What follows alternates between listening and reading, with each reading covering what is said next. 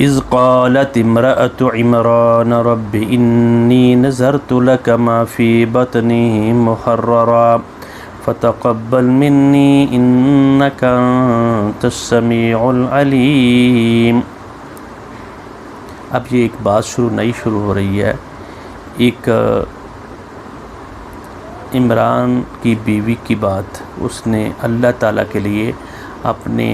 جو پیٹ میں بچہ تھا اس کو نظر کر دیا۔ اس سے پہلے اللہ رب العزت نے ہمیں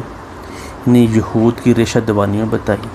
اور ان کے نقصانات بھی بتا دیے، اور ان کو یہ بتا دیا کہ انبیاء کو قتل کرتے تھے، اور جو حق بات کہتا تھا، جو صحیح بات، انصاف کا حکم بات کہتا تھا، ان لوگوں کو یہ لوگ قتل کرتے تھے۔ اور پھر اللہ رب العزت نے بتایا کہ ان کے لیے خوشخبری دے دو ان کو عذاب کی۔ یہ ذہن میں آدمی کے رکھنا چاہیے، جب بھی اللہ تعالیٰ مذاق کا لوگ یعنی مومنوں سے جو مذاق کیا جاتا ہے یا نبیوں کو قتل کیا جاتا ہے، تو اللہ تعالیٰ وہاں یہ بات کہتے ہیں کہ اللہ ان سے مذاق کرے گا، تم کو جو میں نے حکم دیا تم نے وہ کام کرنا ہے۔ پھر آگے اللہ تعالیٰ یہاں بھی اللہ تعالیٰ یہ کہہ رہے ہیں ان لوگوں نے نبیوں کو قتل کر دیا، تو ان لوگوں کو آپ خوشخبری دے دیں کس کی؟ دردناک عذاب کی۔ اور ایسے لوگ جو کام کرتے ہیں ان کے وہ کلمہ کسی نبی کا پڑھتے ہوں، ان کے جو اعمال سارے کے سارے گر جاتے ہیں، دنیا اور آخرت میں ان کو سزا بھی ہوتی ہے اور ان کو کوئی مددگار بھی نہیں ہوتا، حتیٰ کہ ان کو کتاب کا علم بھی دیا گیا ہوتا ہے۔ یہ ساری باتیں بتانے کے بعد اللہ رب العزت نے فرمایا یعنی میں بادشاہ جس کو جی چاہتا ہوں دیتا ہوں۔ پھر یہ ساری اللہ اولیاء کن کا ہے، دوست کن کا ہے؟ جو اللہ تعالیٰ سے ڈرتے ہیں، جو اس کے حکموں کو بجا لاتے ہیں اور مومنوں کو دوست بناتے ہیں، تو اللہ تعالیٰ ان کے ساتھ ہوتا ہے۔ تو اللہ تعالیٰ تم لوگوں کو اپنے آپ سے ڈراتا ہے کیا؟ کہ تم نے کل کو کھڑا ہونا ہے میرے پاس، میرے سامنے کھڑا ہونا ہے، نہ تم اپنی مرضی سے پیدا ہو گئے، نہ تم نے اپنی مرضی سے مرنا ہے، اور میرے سامنے تم کو کھڑا ہونا ہے، اور تم وَيُحَذِّرُكُمُ اللَّهُ نَفْسَهُ، تم کو اللہ تعالیٰ اپنے آپ سے ڈراتا ہے، یعنی میرا کہنا مانو گے تب تم بچو گے، اگر نہیں کرو گے تو پھر جو تم اچھے عمل کرو گے وہ تمہارے سامنے پیش کر دیے جائیں گے۔ آدمی اپنی بدنیتی کی وجہ سے، بد دیانتی کی وجہ سے، اپنے سوء ظن کی وجہ سے ایسے کام کرتا ہے جو برے کام کرتا ہے، تو اللہ تعالیٰ اس کی پردہ پوشی کر دیتے ہیں، اس پردہ پوشی کو اس کو بچائے رکھتے ہیں۔ اس کا یہ مطلب نہیں ہے کہ اللہ تعالیٰ اس کا حساب نہیں لے گا، اس کی پردہ پوشی تو اس نے کی ہوئی ہے۔ اگر وہ اس دوران، جس ٹائم کے دوران جو اللہ تعالیٰ نے اس کو مہلت دی، اس میں اس کے اللہ تعالیٰ سے صحیح اور سچے دل سے توبہ نہیں کرتا، تو اللہ تعالیٰ اس کو قیامت والے دن کھڑا کر کے اس سے حساب لیں گے۔ جب انسان کوئی بھی عمل کرتا ہے تو اللہ تعالیٰ نے اس انسان کی جو زندگی ہے اس میں اس کو ٹائم دیتا ہے اور کر لے۔ اگر وہ بد دیانتی یعنی خباثت کرتا ہے، تکبر کرتا ہے، اپنے اس کے دیے ہوئے مال کے ساتھ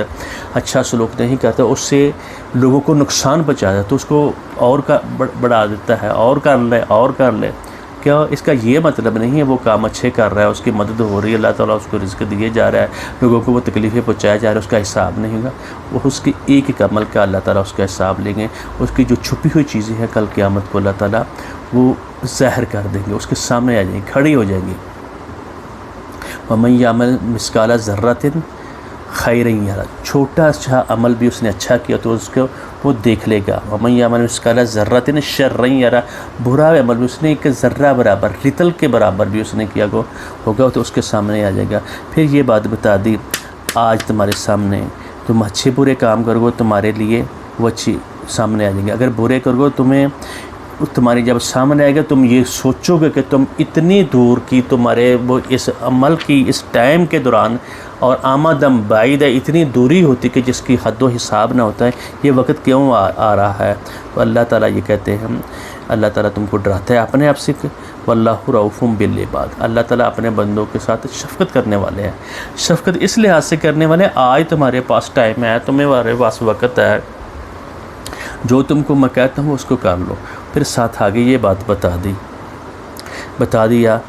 اے نبی اعلان کر دے، ان کو بتا دو اگر تم محبت کرنا چاہتے ہو، ان کنتم تحبون اللہ فاتبعونی، اگر تم پیروی کرنی ہے، محبت کرنا چاہتے ہو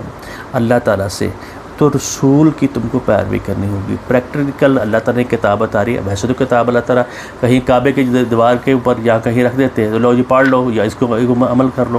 رسول اس لیے بھیجا جاتا ہے کہ اس کی بات کو سنا جائے، اس کے کریکٹر کو، اس کے اعمال کو، اس کا اٹھنا بیٹھنا، اس کا جاگنا، اس کا لوگوں کے ساتھ سلوک کرنا، اس کا اپنے شادی بیاہ کرنا، اپنی اولاد کے ساتھ کیسا سلوک کرنا ہے، اپنی برادری کے ساتھ کیسا سلوک کرنا ہے، وہ سلطنت کس طریقے سے چلاتا ہے، لوگوں کو کیسے معاف کرتا ہے، لوگوں کے ساتھ کیسے سلوک کرتا ہے، کافروں کے ساتھ اس کا کیسے معاملات ہیں، اور کس طریقے سے اللہ رب نبی اس کا رسول وہ معاملات کرتا ہے، ان سارے معاملات کو ایک ایک پہلو کو اس کو رسول کی اتباع تم نے کرنی ہے۔ اگر زیادہ اس کو محبت ہو جاتی ہے تو اس کا حکم نہیں بھی ہوتا، تو دیکھتا ہے کہ رسول نے میرے نے کس طرح کے بال اس کے رکھے تھے، کس طرح کا وہ کھانا کھاتے تھے، کس طرح کے کپڑے پہنتے تھے،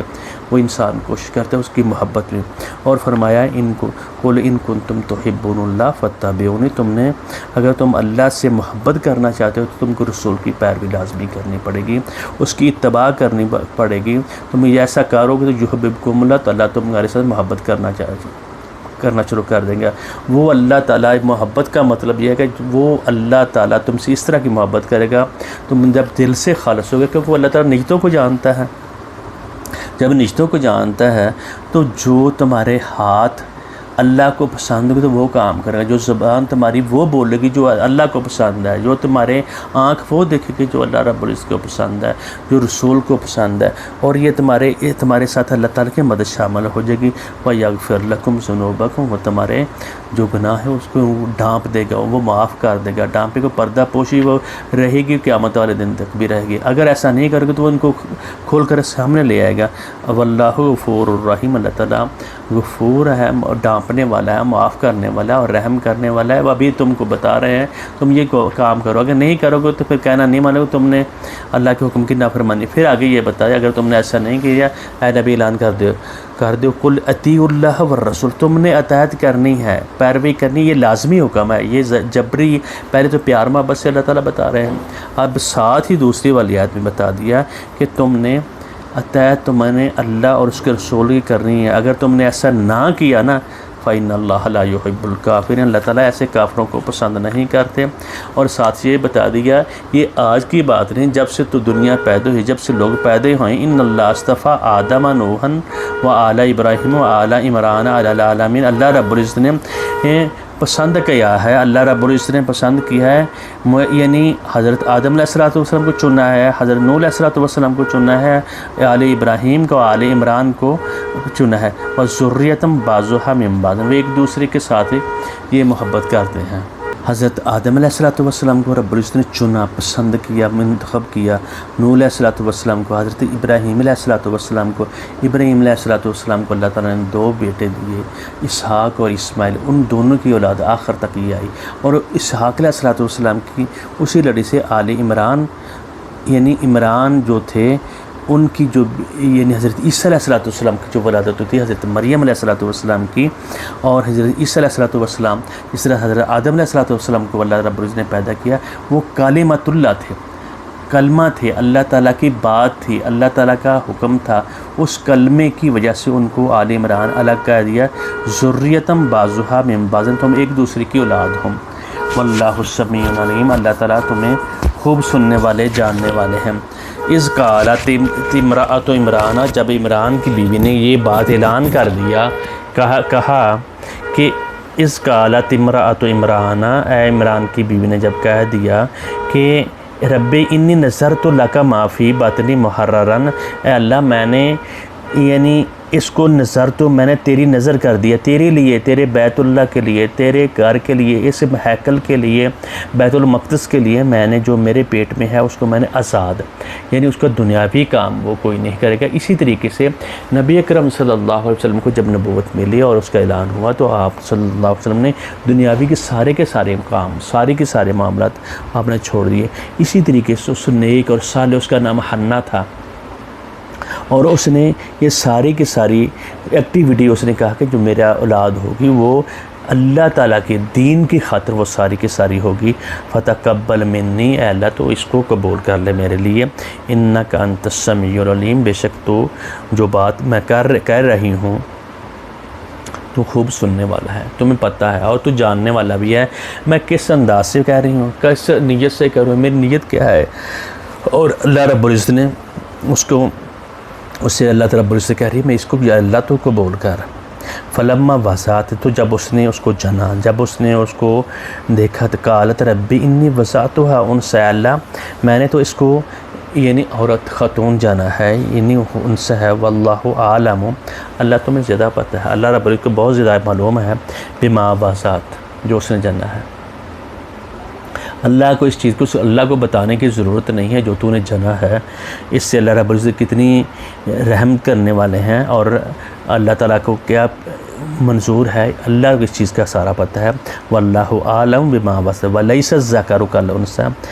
اور کہا کہ جو ذکر ہوتا ہے، جو مرد ہوتا ہے، وہ خاتون کی طرح نہیں ہوتا ہے۔ انی سمیتھا مریم، میں تو اس کا نام مریم رکھ دیا، انی اور بشک میں نے